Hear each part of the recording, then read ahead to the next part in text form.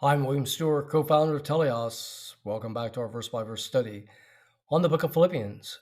We're in chapter 1. So far, we've covered the introduction, gracious introduction by Paul, his thanksgiving for the Philippians, his prayer for them, and spiritual growth. He then turns into the subject, his first subject of the book, of the advance of the gospel and its importance, and that more people were preaching the gospel because of his imprisonment. And some are doing this out of good intentions and some bad. And yet he doesn't care.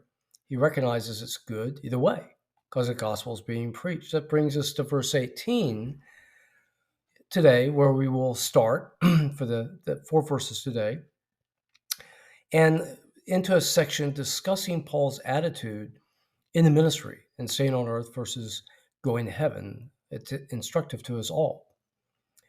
What then, notwithstanding, in verse 18, every day, whether in pretense or in truth, Christ is preached, and I therein do rejoice, yea, and I will rejoice. So he's happy the gospel is being preached. Good intentions, bad intentions.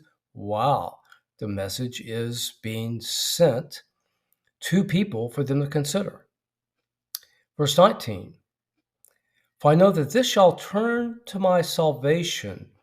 The word here, apobino, really means to sort of disembark or come down or result of. To my salvation, apobino, in the original Greek of the Bible, to my salvation through your prayer and the supply of the Spirit of Jesus Christ.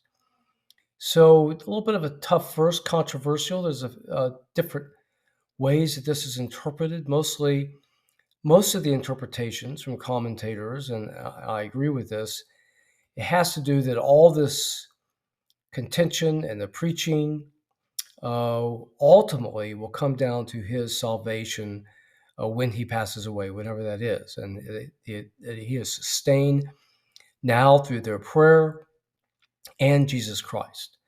So indeed, Paul would die not too many years after this letter is written. And he, in what is thought to be the persecution of Nero, about 64 AD. So he is being sustained until that time through these times of contention and his own suffering. Verse 20, according to my earnest expectation and my hope, again in context, is salvation. Hope, the Greek word elpis, always means essentially in the apostolic letters, Romans through Revelation 3, that part of Scripture specifically to the church, it means our salvation. That is our hope.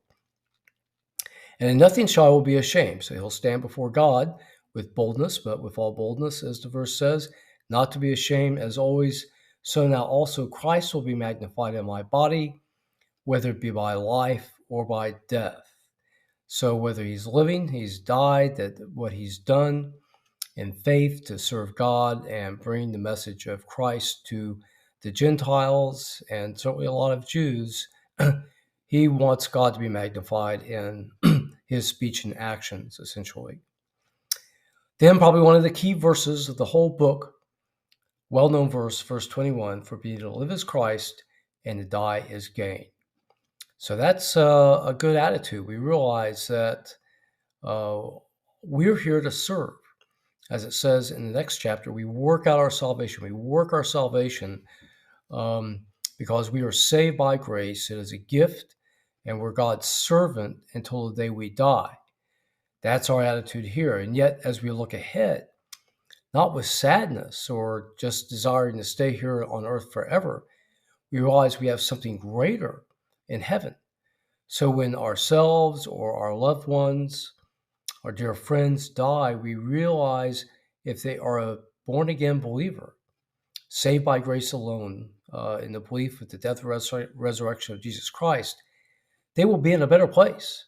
That is a gain. So we need to think in a heavenly perspective and not in an earthly perspective. And that's good for us psychologically. It helps drive our service here to help people, as well as to realize we go to a better place. Okay, so what have we covered today? We're talking about Paul's attitude. He's happy that the gospel is being preached, just no matter how, whether somebody's doing it out of envy, bad intentions, or good intentions.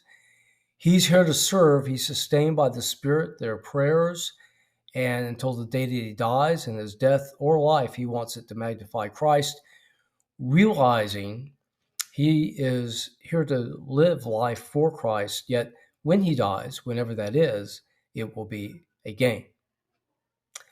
Okay, thank you for joining me today.